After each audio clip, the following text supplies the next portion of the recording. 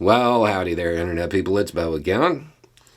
So today we're going to talk about the midterms, and we're going to talk about the Democratic Party's strategy to win in the midterms, and what that has to do with Trump and putting Republicans on the spot, and Trump's rhetoric, and most importantly, what it has to do with Schumer's recent announcement about marriage equality.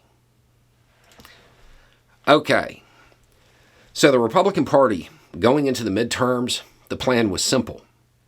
Embrace Trump's rhetoric, but leave Trump out of it. Keep him on the sidelines, don't let him get out there, and just focus on repeating the rhetoric that resonates with the MAGA faithful, and going on the attack, talking about Biden, talking about the economy, doing anything they can to run a negative campaign. That was the plan. The problem is Trump doesn't care about their plans because Trump doesn't actually care about the Republican Party. Trump cares about Trump. So he won't stay on the sidelines. He's making statements, he's getting in trouble, he's using that rhetoric, and then Republican candidates have to support that rhetoric. Otherwise, they will alienate the MAGA faithful. So the Democratic strategy is simple. Goad Trump. Get Trump fired up so he says wild things. So the Republican Party, the candidates, they get out there and defend him. And they look silly to, well, most people. That was, in my opinion, that was the purpose of Biden's speech that has become a topic of conversation. It's why he did it, and it worked. But that's only part of the plan. Part of the plan is just let Trump speak. The other part is put Republicans on the spot when it comes to the policies that inevitably come from the extreme rhetoric of the MAGA faithful.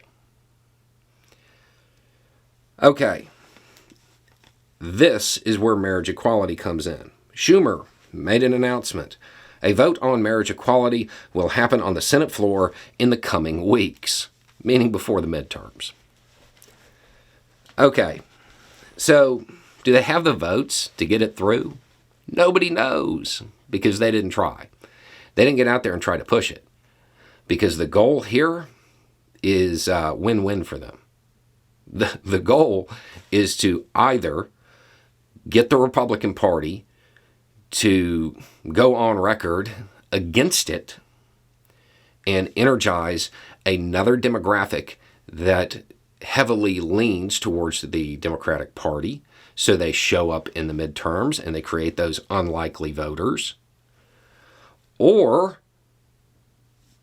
10 Republicans say, sure, we're going to go for it, and they get it through. If it doesn't go through, they have the talking point.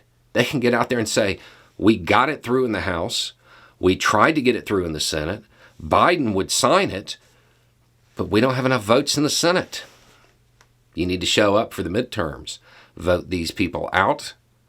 We've already proven that we're willing to put this legislation forward. That's the plan. And it's going to work. As far as putting Republicans on the spot. You already have Republicans amending their stated positions on this topic. They will probably do it with other stuff as well, trying to get them to support their rhetoric to show the American people what policies await them if the Republicans retake control. So you may actually see things about student debt and see them talking about it, trying to get them to interfere with it, because the American people need to know where they're at. Rather than allowing the Republican Party just to run a negative attack campaign, they have to defend their policies, or lack thereof. It's a smart move. And if they can do it, it'll probably work. You have a lot of demographics that are already energized because of Supreme Court rulings, because of them allowing Trump to retake control of the party and get out there and be the front person. He drives negative voter turnout. People don't want Trump. He's already rejected. So them lining up behind him again just sends a message to the independents, to the centrists, that the Republican Party still hasn't learned its lesson. They're going to continue down the authoritarian road. So they're going to have to reject him again. There's a whole bunch of things that they can use in this light. And they probably got the idea from what happened with the PACT Act. That's probably where it came from.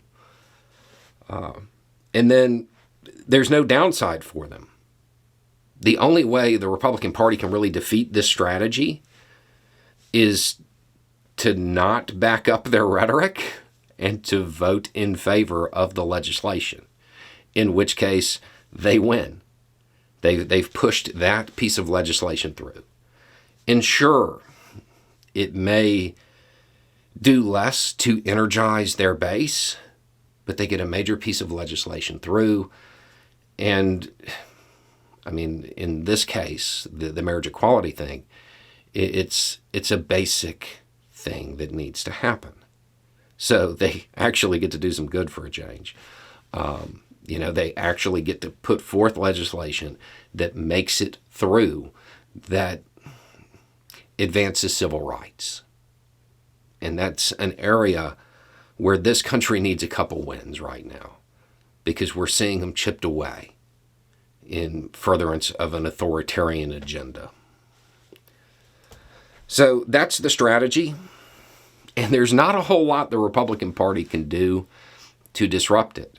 Now, whether or not it actually drives that unlikely voter turnout and increases Democratic turnout, well, we won't know until Election Day.